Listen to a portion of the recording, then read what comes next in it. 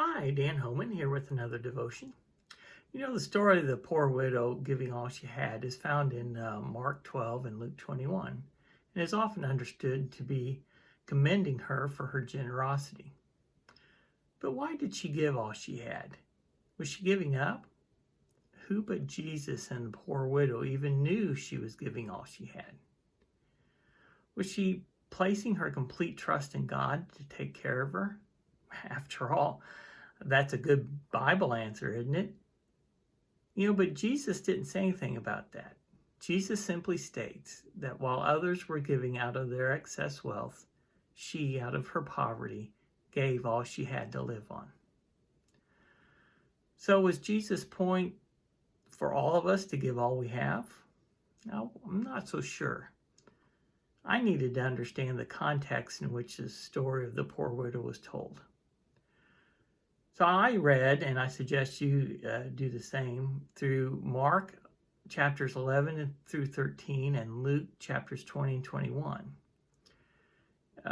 Basically, I found that preceding the story is Jesus' triumphal return to Jerusalem, prior to his arrest and crucifixion.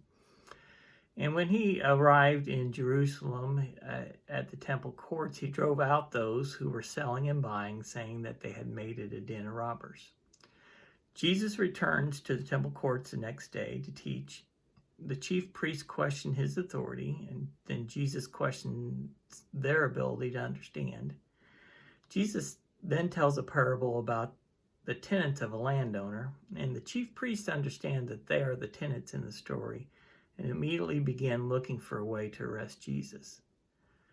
They started right away by trying to trick him into saying something wrong with questions about taxes, resurrection regarding someone who has had multiple spouses, and the greatest commandment. Jesus asked them how the Messiah can be David's Lord and Son both. Then Jesus warns them about the teachers of the law and notes the widow's offering. Then Jesus warns them about the second coming, using the temple and a fig tree. And so as I read this as a whole and in the context what was going on, I got a different picture. Jesus' ministry on earth was nearing an end. He knew he was at odds with the religious establishment, and he is trying to warn them, warn the people about them, and ultimately warn them all about the second coming, the end times. Mark 12, 38 through 44. As he taught, Jesus said, "Watch out for the teachers of the law. They like to walk around in flowing robes and be greeted with respect in the marketplaces, and have the most important seats in the synagogues and the places of honor at banquets.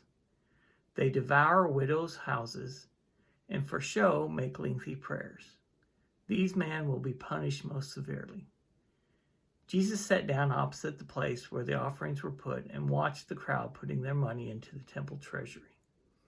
Many rich people threw in large amounts, but a poor widow came and put in 2 very small copper coins worth only a few cents. Calling his disciples to him, Jesus said, "Truly I tell you, this poor widow has put more in the treasury than all the others. They all gave out of their wealth, but she, out of her poverty, put in everything she had to live on." Did you catch the warning about the teachers of the law devouring the widow's houses? Did the widow feel pressured to give a larger amount of money? Pressured by the teachings of the teachers of the law? Possibly pressured into thinking that the way to heaven had to do with how much you gave?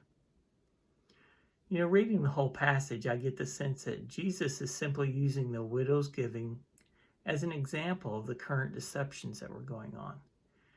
And then he goes on to warn against being deceived and the signs of the end times.